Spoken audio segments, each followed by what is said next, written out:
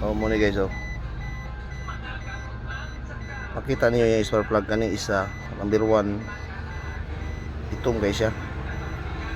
Kining duha dili kayo itom ning isa, number 2. Ang number 3,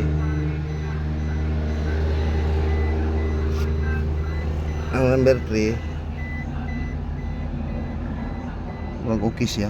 Oh, pero naitom ng kanya, nasunog na gid siya guys. So ang buhaton na to na guys, ato na ning palitan og spark plug nga ilisan na to individual coil nga tulo ka buok kay nasunog man to. O mo na buhaton nyo guys. Pagkahuman start niyo kung mo-under siya may sag-andar, lidingan din nyo ang tubig. Pag okay na siya, wala na siya yung problema, hindi na siya ma-overheat, okay na siya. Pero kung di yun makaya guys, tanggal kita kita ni guys kung overheat din siya. Kaya nakadagan mo ko ni guys, layo kaya guys, layo kayong gidagan na ni burag gubjin padung mati. Ano nakainit sa mayo.